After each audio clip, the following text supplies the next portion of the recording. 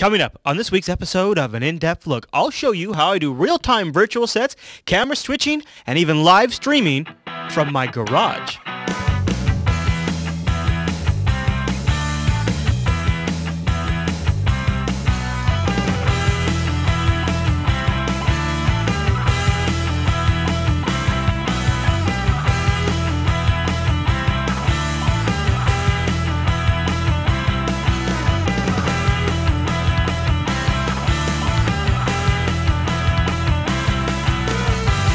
Now, the software that we use to not only record in real time, but also to live stream out to the Scale Engine servers is Wirecast. And one of the things Wirecast lets you do is do composite shots, like the one you're seeing right now, where I'm sitting in a virtual studio, and then in another virtual window, I have our chat room, and they're watching on the live stream. But the other component that Wirecast is doing that is a critical time saver is it's actually doing our green screen in real time. And I'll give you more information about our green screen here in just a second, but watch what happens when we turn it off.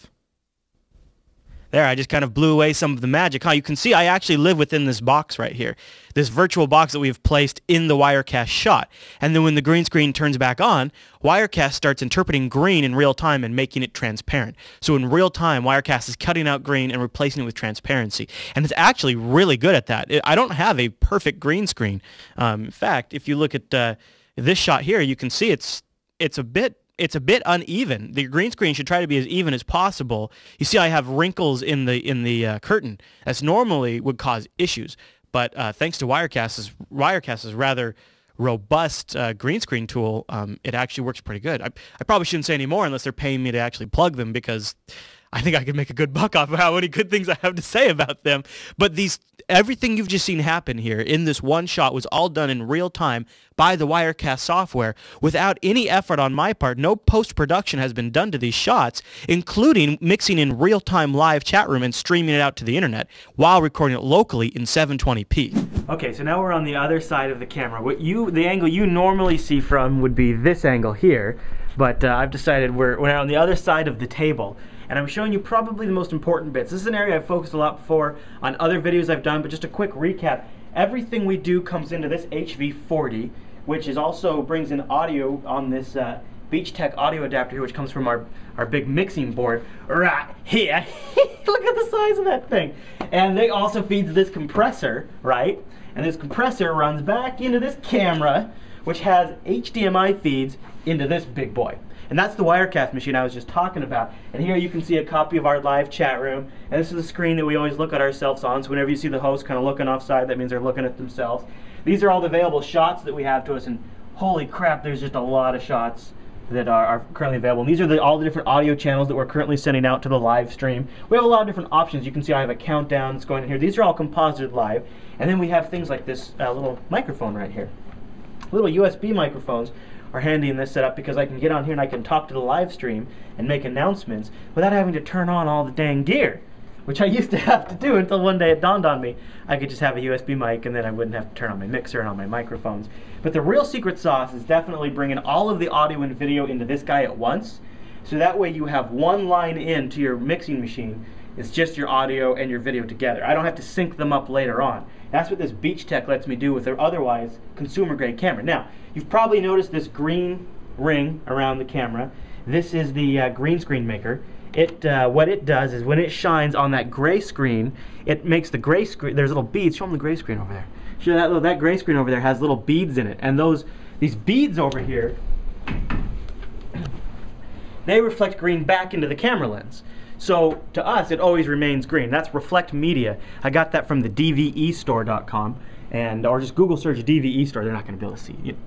You're not going to be able to see anything when she does that. The camera doesn't focus like that, but she doesn't know. But it's okay. She still does a good job. Thank you. Innocent face. Yeah. And so that's it. So that's how the green screen works, and that feeds into the camera, which then goes into Wirecast and does it in real time. There's other options too that we'll do for some shows, like I did for last week's In-Depth Look, where I'll do a lot of the effects in post-processing. They generally look a lot better, and I'm going to save that for next week's episode. So I'll explain how I do that and how I also put together audio shows and do some of the editing in the editing bay. But that's another episode. We're just focusing on the studio today. Probably something else to look at is how we pipe in the screens into the computers. One of the most important elements of show production is being able to capture our screens live. We use a couple of different methods to do that. I'll show you one of them. This is actually a software one. So here's my web browser, and I'm scrolling on the Jupiter Broadcasting page. You can actually see this happening in real time on our screen capture machine.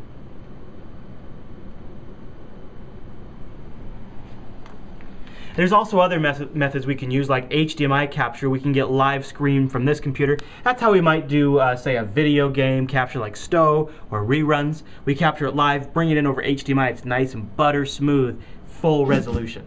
And that's the end of this week's tour of the HD studio here at Jupiter Broadcasting. Thanks to my lovely wife, Angela, for the camera work on that episode. Now, one of the points I want you guys to take away with this is, honestly, I've probably only scratched the surface on what I could show you. But what I'm kind of the most proud of is how it's thrown together in my garage. I mean, I'm just using regular consumer-grade technology, nothing special, and I think that's the key part, is that really anybody with enough time to research and put it together can assemble something like this. So that was really the main points that I wanted to drive, but really there's a whole other half of this production, and that's the editing bay. Everything we do at least goes through the editing bay for a little bit of time, maybe just for some polish, and I'm going to cover that in next Saturday's episode, which means if this episode raised any questions, you still have time to send them in, and I'll try to answer a few at the end of next week's episode. Probably the best way to get a hold of me would be on one of the various social networks that I lurk. Go over to bit.ly/Chris Fisher.